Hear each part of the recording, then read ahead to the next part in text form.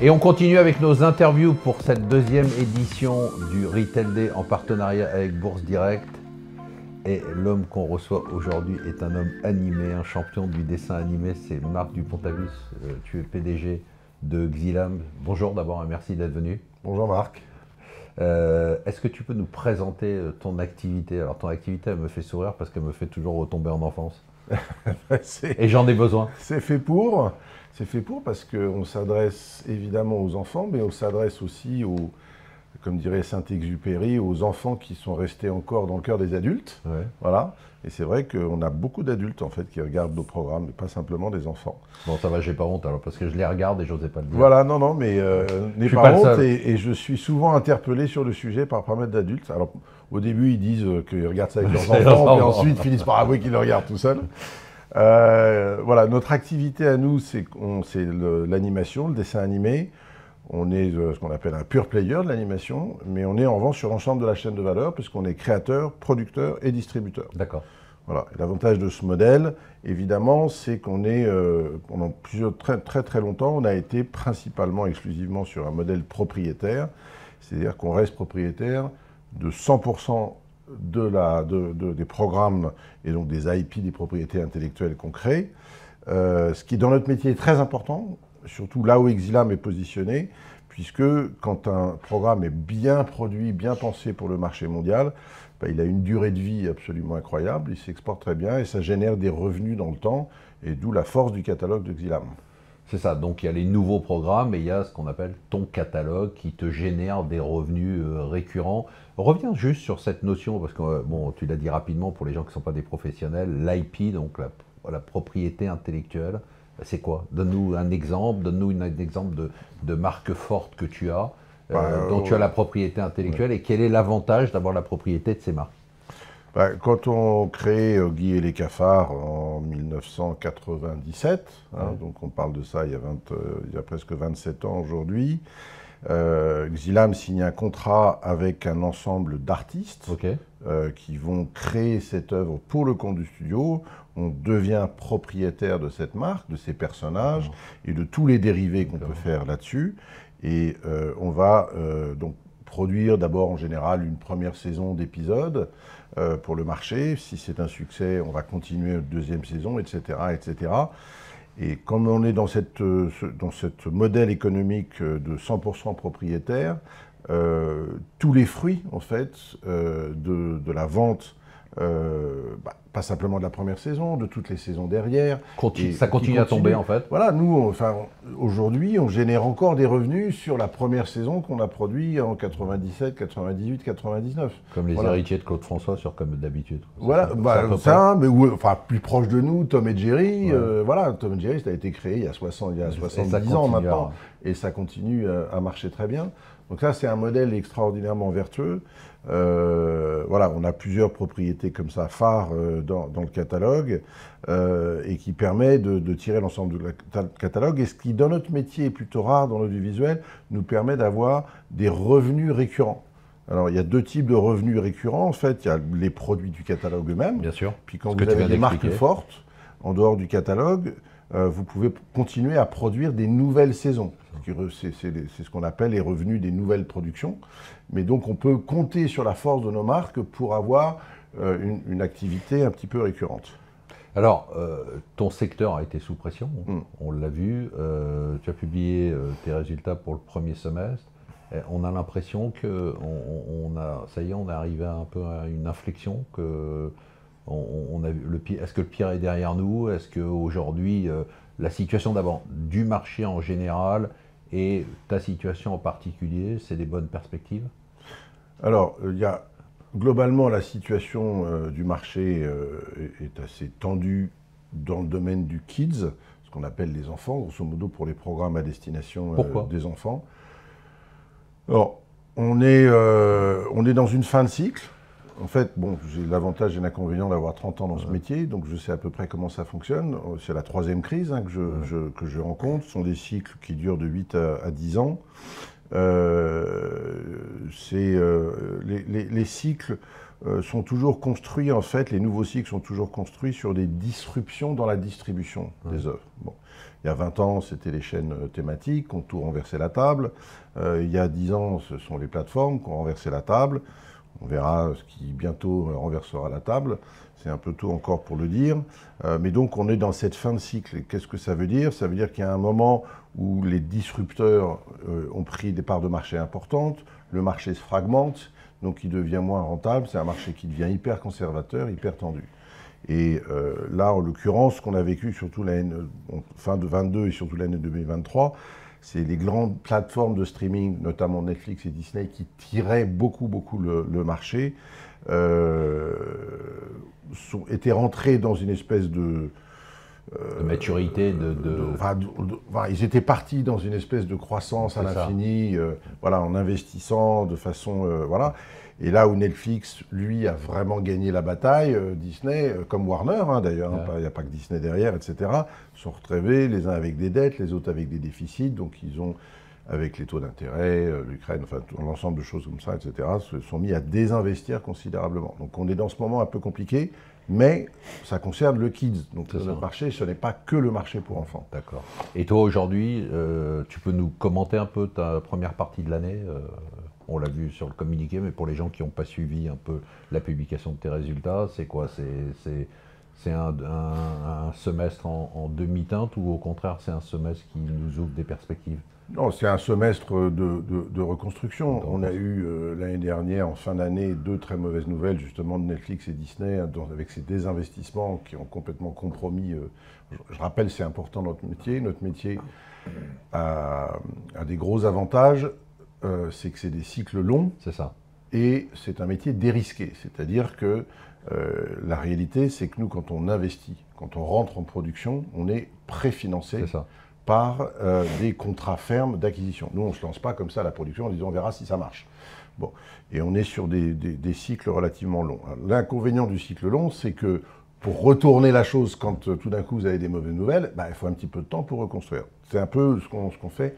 Donc nous, qu'on a eu ces mauvaises nouvelles, on a annoncé au début janvier une réorientation stratégique sur l'activité de Xylam en 3 points qu'on a très précisément détaillés. Le premier, c'est nous redéployer nos efforts commerciaux avec les grandes chaînes européennes auprès desquelles Xylam a une forte notoriété, qu'on avait un petit peu délaissé au profit des streamings, parce que ça, c'est des clients historiques, on va dire. C'est mes clients historiques, c'est France Télévisions, voilà, c'est en Allemagne, c'est en Angleterre. C'est des gens que tu connais par cœur et qui te connaissent par cœur. Voilà, donc on implémente ça assez facilement, et on a annoncé le lancement de 2 nouvelles séries en production qui sont montées assez facilement grâce à ce système-là.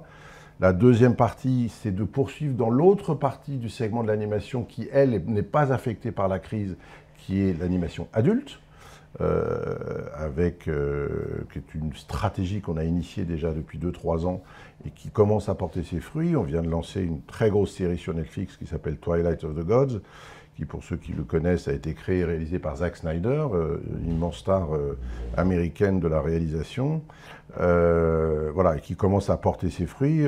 Voilà, la série est dans le top 10 mondial des nouvelles séries, ce qui pour une série d'animation est pas mal et plutôt sympathique. Voilà, puis on a une deuxième série qui arrive l'année prochaine sur Disney, qui est une comédie d'horreur pour adolescents. Voilà, la diversité, c'est un peu le secret d'une stratégie réussie. C'est ton deuxième angle. Voilà, donc ça c'est vraiment le deuxième angle. Et puis le troisième qui est important, c'est aussi on a eu il y a quelques années un très gros succès en long métrage qui s'appelait J'ai perdu mon corps, qui était aux Oscars, qui était une opération extrêmement rentable. Énorme carton.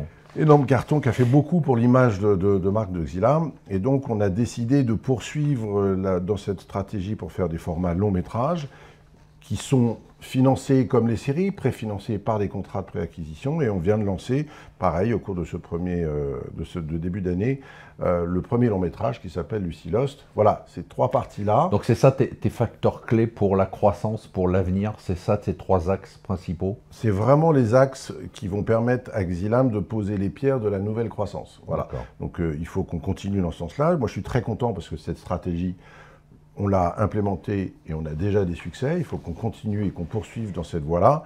Et on retrouvera comme ça, grâce à ça, le chemin de la croissance. On a pas mal de questions, je vais t'en poser quelques-unes. J'en ai sélectionné. L'IA, évidemment tout le monde parle de l'IA générative.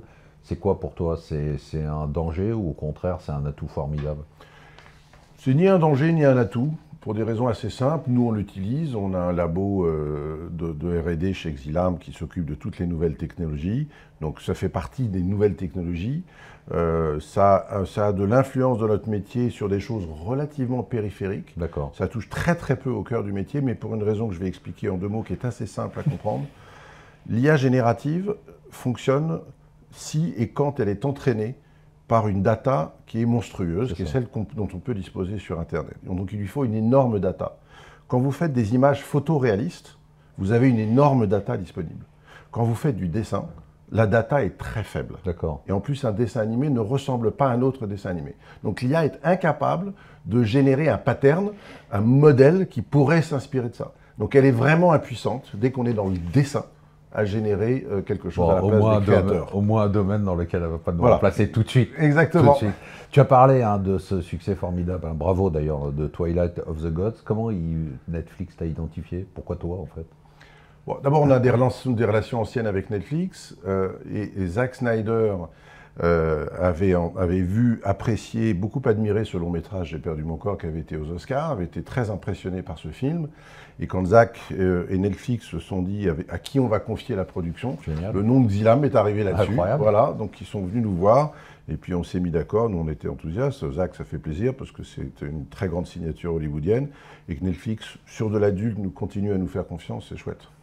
Alors, est-ce que tu vas continuer ou te focaliser sur le développement, on nous pose la question, sur la production pour compte de tiers?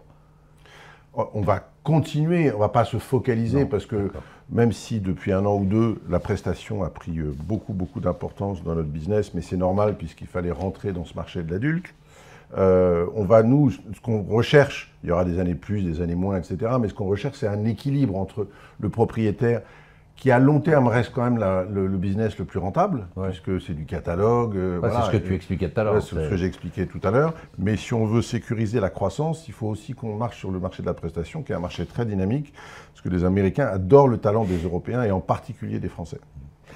Alors on me pose la question, de quelle marque tu es le plus fier? Je sais qu'on aime tous ces bébés, mais en tout cas on doit dire qu'on les aime tous autant. Mais... Non, j'en ai, je ne peux pas dire une seule marque parce que j'ai fait des choses très très variées, mais c'est clair que Oggy, les cafards, les zinzins de l'espace, ou Zig et Charcot, c'est quand même les 3 marques pour enfants qui sont emblématiques, dont on me parle tout le temps aujourd'hui. Donc c'était pas être ces 3 plus gros bébés. Mais bon, et puis le long métrage, J'ai perdu mon corps, c'est pas tous les jours qu'on monte sur la scène des Oscars, c'est forcément un événement. Alors, on va finir avec ta politique vis-à-vis des actionnaires individuels. Tu es très actif depuis longtemps, d'ailleurs c'est la raison pour laquelle on est aussi ici. Tu as toujours joué la carte de la transparence, même dans les moments difficiles. Aujourd'hui, qu'est-ce que tu penses de l'actionnariat individuel et est-ce que tu vas continuer à faire des efforts pour attirer les actionnaires individuels chez toi? Non seulement à faire des efforts, mais c'est vital, c'est très important. Quand on est en bourse, qu'on a la chance d'une entreprise dont les produits sont des produits grand public, c'est quand même déjà plus facile pour communiquer avec les actionnaires individuels qui comprennent mieux de quel type de métier, quelle est la singularité. Quand on m'interroge sur la valeur de l'action, moi je pense que, surtout vis-à-vis des actionnaires individuels, il faut leur rappeler qui on est, ce qu'on a fait, ce qu'on est capable de faire, pourquoi cette marque est tellement singulière. C'est pas Xilam qui va pas bien aujourd'hui, c'est le marché qui va pas bien. Et ce qui est important, c'est que Xilam est aujourd'hui, comme on l'a démontré pendant ce premier semestre, une structuration financière absolument remarquable. C'est un groupe qui est complètement désendetté. Ça veut dire quoi? Ça veut dire que quand le marché va reprendre, eh ben on sera capable de générer pas de besoin de cash, croissance. Ça va, tout va bien. Il n'y a pas besoin de cash, on est très bien là où on est, on n'a pas de soucis particuliers. Vous avez vu, enfin, on a quand même chuté 35% de chiffre d'affaires.